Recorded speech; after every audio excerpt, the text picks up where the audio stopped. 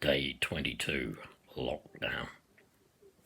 Voices of the neighbours on my left just coming through. Seems strange to hear voices from somebody else as I'm making this video. I don't hear many other voices. One thing I do hear, though, some kind of nice sounds, as I talked about nice sounds yesterday. Can still hear the sound of a little lad playing in his back garden. That's nice. You know, sometimes my wife does, I think it's perfectly reasonable to go out into the garden, and we can hear him playing football. I think he's got a little paddling pool out there. I think he's got a tiny little brother, and sometimes I think even his dad goes out with him. And that's nice to hear. Cheers you up, really. Cheers you up because it's a nice sound. It's a normal sound. God bless you, mate. And thinking all of you struggling at the moment, yeah. This disease, I don't know if any of you have you got it? Are you self-isolating? Yeah? Do you, like me, get a headache and think, oh no, I think I've got it, and then you start thinking you're going to die, yeah? Get a headache and think you're going to die. Tea is going cold, by the way, this morning. It's a little bit early for 11sies. I'll call it sort of 20 past 10sies, and at some point it is in the shower and switch to daytime gear. One sec. It's so quiet, apart from those sounds next door.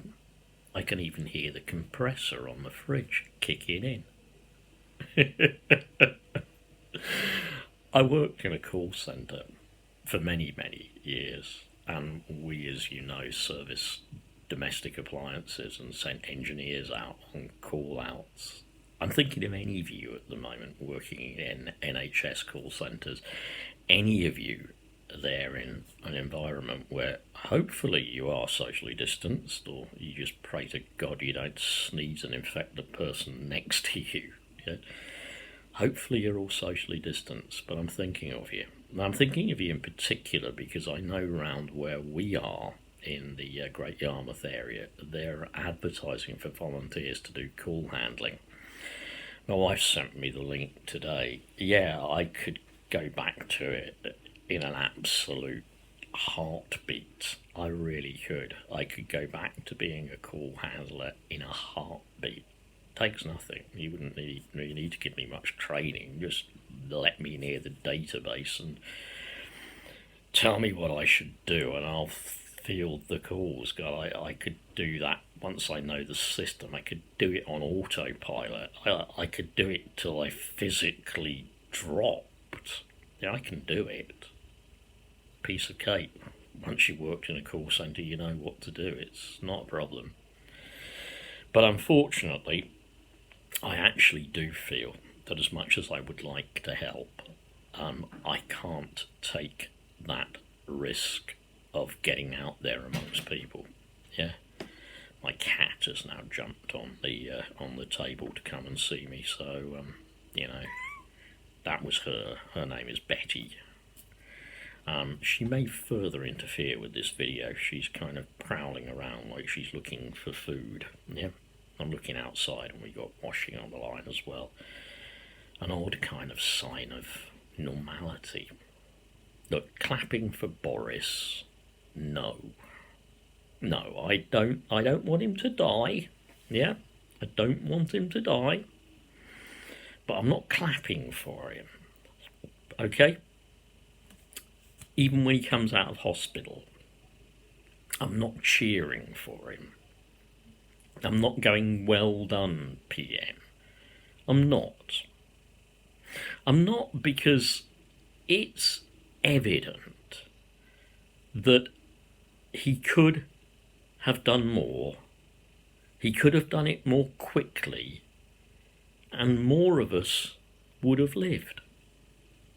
I know that some of you listening to this may even have lost loved ones through this virus.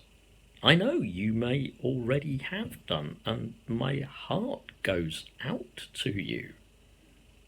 Whoever they were, whatever their age, whether they're young, old, fit, healthy, or whatever, they're people. People whom you loved, whom you in a way will always love. I know that. But people whom you were separated from. As, maybe if I get it, people will be separated from me at the end. Here's something I just want to read today.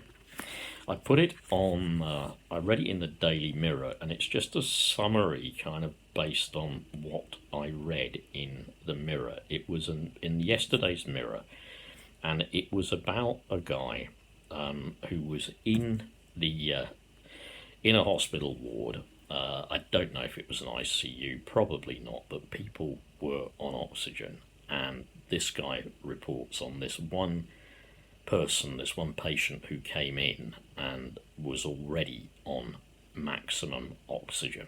I'll just read you what I wrote in a post, okay? One of the most tragic things I have read was in yesterday's Mirror. A man who survived C-19 talked to reporters about being on a ward when another man in his 60s who was on max flow oxygen came in. He says he says he was bright, cheerful, making jokes, sitting up when he came in.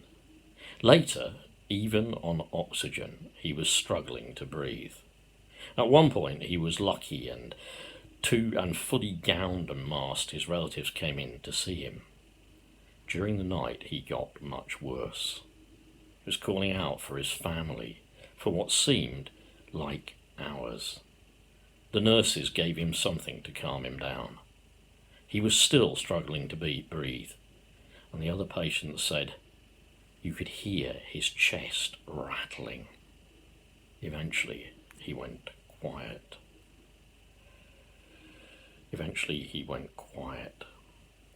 The other patient said that in that just before that silence, he could hear his death rattle. If you're thinking of going out, think first of this. And that might just be your end, and you might be lucky enough to have to see your family before you go. I've said many, many times, and I say this because in a way I think of all nurses, not just my son, but I think of all nurses, all doctors, all frontline staff. But I ended this by saying my son's an ICU nurse. It strikes me that all of our medics will need PTSD and counselling after this ends. It also strikes me that the government who was too late in providing adequate measures, will probably not be providing such counselling. I'm almost sanguine about it now. If I have to die, I don't want massive efforts made to save me that could be made to save somebody else who's got a better chance. That's all I want, yeah? I'm talking about this on a very personal level now. I'm not making a political point, I'm making a personal point, yeah? I don't want them to waste resources on me, where in all honesty, those resources are going to be absent. I'd rather they use them, as they're planning to, on people who have a better chance of living. I'm sorry that our medics will have to make those decisions.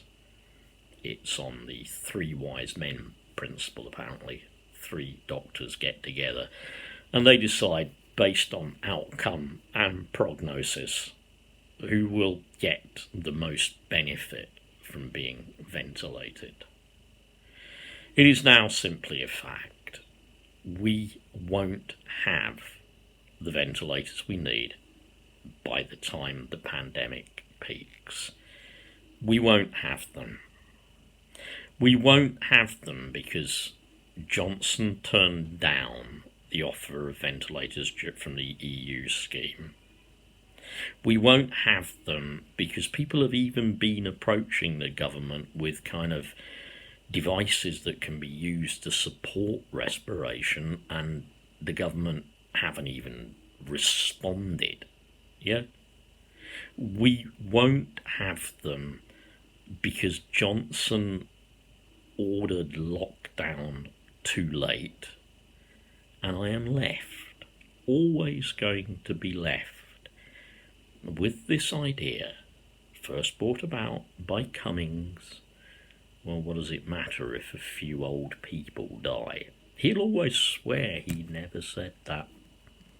He'll swear it to his dying day that was made up. He never said it. But with a government made up of eugenicists, yeah, who actually believe that this is just a natural cull of the population. And if we get rid of the old and the sick, we don't have to support them. They don't cost our NHS more money as they get older and sicker. As we're all going to get older and sicker anyway, but they don't cost our NHS money. Think of all those pensions that we don't have to pay out. Think of all those pension funds that have been stolen by corporates that, the funds won't now be restored to the relatives of those people. The government clearly, in my honest opinion, delayed on this because more of such people would die. They've already managed to kill over 10 years 130,000 sick and disabled people. Now that hasn't come all at once, but it's come because of planned poverty, in their words, austerity. It's come because the government have been taken to court in the European courts over the universal abuse of the rights of sick and disabled people, while their Department of Work and Pensions has economically murdered 130,000 people. We may now be looking at a death toll of about 66,000. If I'm one of those statistics, then that's just the way it is, okay? Make life good for those who survive me. Make life good for them. Save the health service. Build something good. Make something new. Build something hopeful. Learn the lesson of caring for each other, and learn the lesson of socialism. Take that lesson to heart. Be humane in the future. Think of each other and the welfare of all, rather than just promote the welfare, the good living, and the good fortune of a handful of people. Societies like that are based on something really evil in human nature. Build a better world. All of you, every single one of you listening to this, which has now been nearly 15 minutes, but please, if I don't survive, and who knows, I might not, build a better world for everyone. Carry on the fight that we have started and that generations before us started. Carry it on, carry it forwards, build a better world. Take care. I've got to go before this makes 15 minutes. Bye.